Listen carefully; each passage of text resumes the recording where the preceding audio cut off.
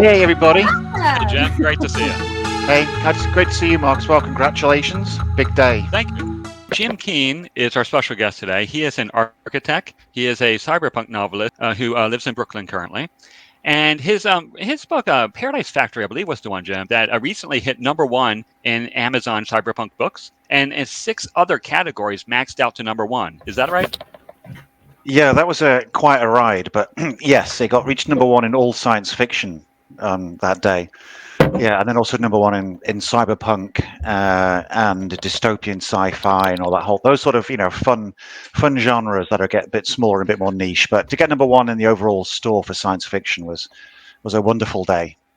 And the quality of the work, just speaks for itself. I've read many of Jim's books, including the most recent one, The Genesis Engine, and I'm looking forward to asking him a few questions about his work in a little while.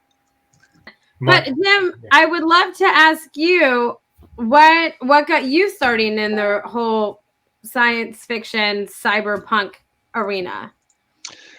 Well, I mean, I've always been reading science fiction for as long as I can remember. I mean, obviously, from my accent, I grew up in the UK, and I think the UK, along with America, has a great tradition in science fiction authors, from the likes of Arthur C. Clarke, right through to today. And in the 70s, when I was a child, I read a Judge Dredd comic, which is a kind of quite a famous science fiction comic. And through that, I discovered the works of William Gibson and Neil Stephenson and those sort of, at the time, contemporary cyberpunk authors.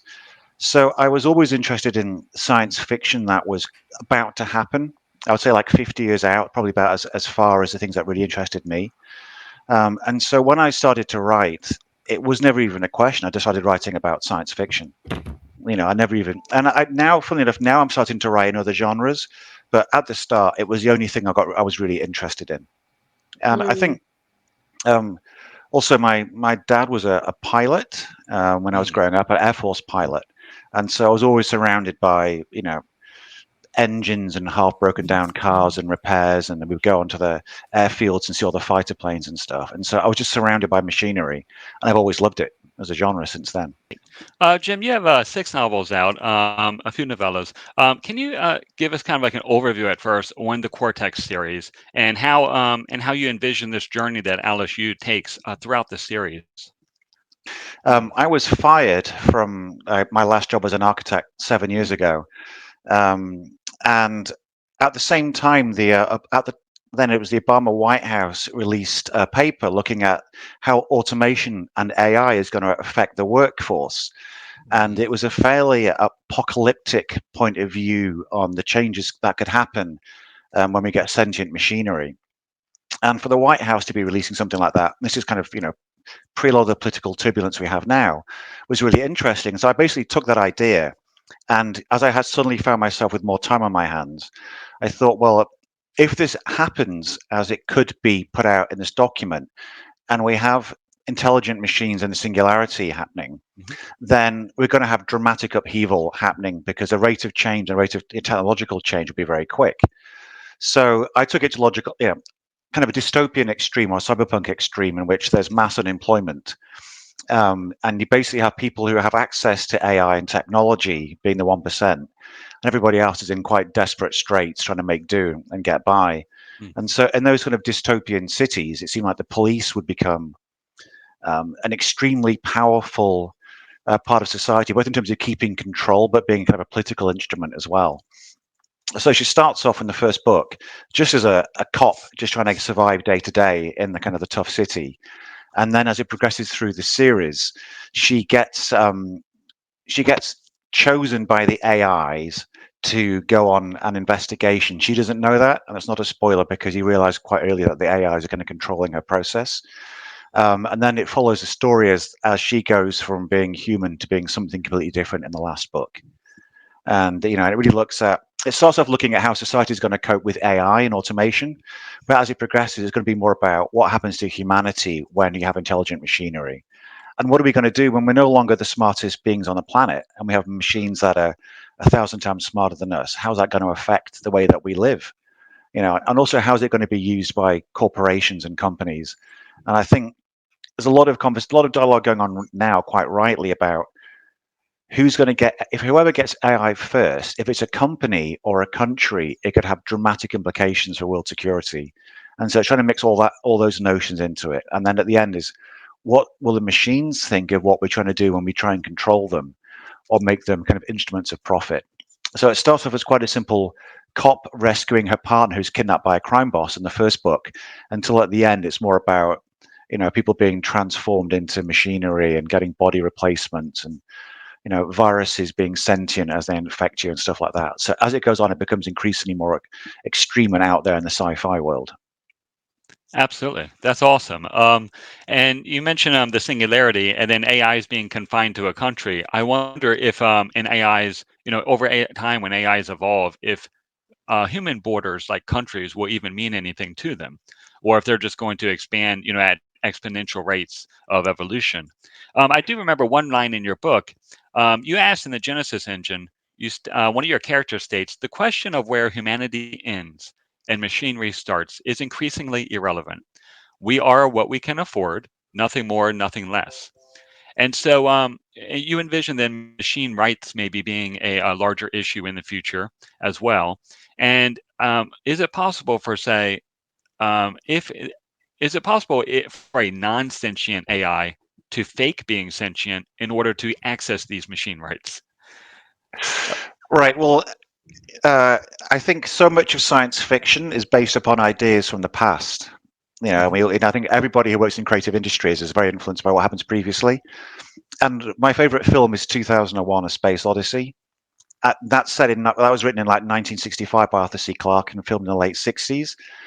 And in that, they ask Hal whether he's actually sentient or whether he's just processing so many systems at the same time, and no one really knows. And I think that if you can get something that can mimic sentience, we're not going to know if it's originally thinking or whether it's just following its programs.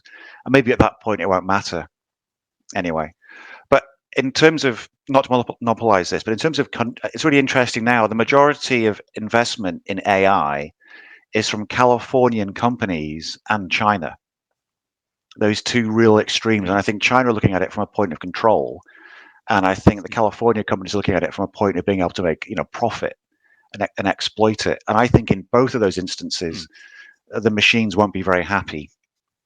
If they're China, sentient, yeah, and China in terms of controlling their population with it, Yeah. Monitoring people, giving them social credit scores, whereby I believe that certain people are in major cities are assigned like not only a credit score but a social credit score based on how well they're supporting the system, and then they can be discriminated against based on that.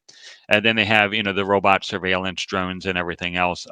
Having a central AI network who is trained to analyze this and analyze human weaknesses, that's a major concern.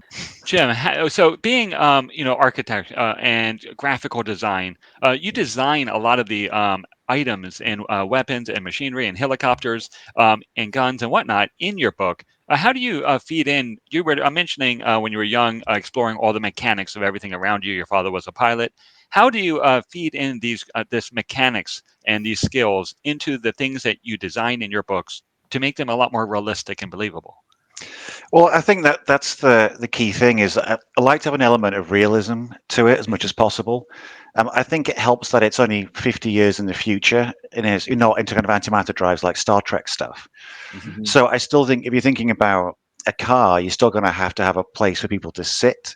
The question is, what is the engine like, and is it going to fly or go on the ground and stuff like that? So I always try and start off with any of these creations from a kind of a point of logic to it.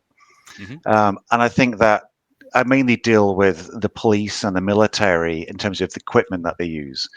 And so I've looked a lot at Pentagon released papers and research about where they see the kind of the future of warfare.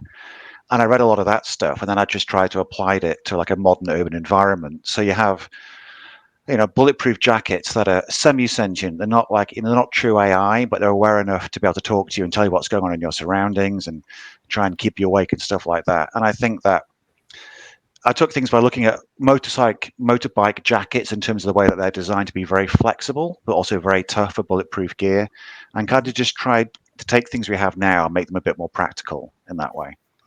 And then when it comes to architecture, you could just completely indulge in the fantasies of AI developed materials.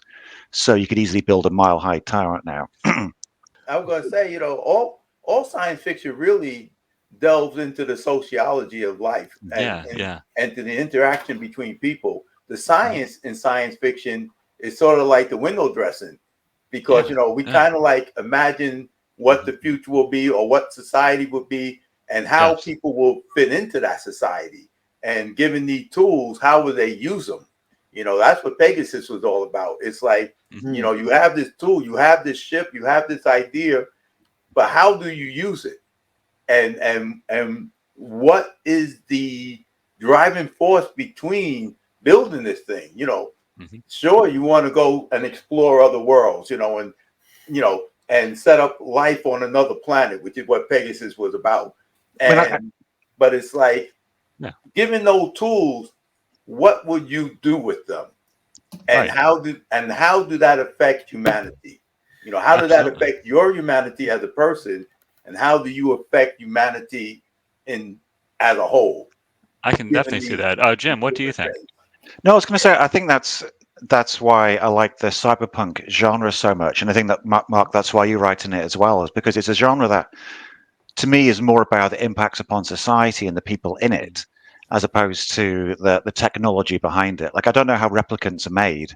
They just stick to some cling film and then fall onto the floor. That's all you need to know. It's all you need to know. They're not, they're artificial, right? And so I spend a huge amount of time world building, but much less so in my books. That's more about in my head, and I think about how it impacts upon society. Because for me, it's the characters and the people who inhabit, whether they're machines or humans, are what makes a story interesting. And so again, I think that maybe that's also, Mark, why you write the way that you do, because it's all about the characters and the impact on people. And what is the best way, Jim, for people to get started with your series, with your Cortex series? Is it through jimkeen.com? Well, I would say, I'm on all social media, but if you go to my website, jimkeen.com, that's KEEN for November.com. On that, I have links to everything there. I have over 100 pages of content, like illustrations and drawings and 3D models and renderings and paintings. But I also have 4 free books that I give away on that website. And then it has links to the main series as well. So that's kind of the hub for everything I do. That's a fantastic giveaway. Absolutely. jimkeen.com. Awesome. Yes. But until next time, you guys, we'll see you on another book launch. Bye, everyone. Thanks, everybody. Thanks, Amy. Thanks, everyone.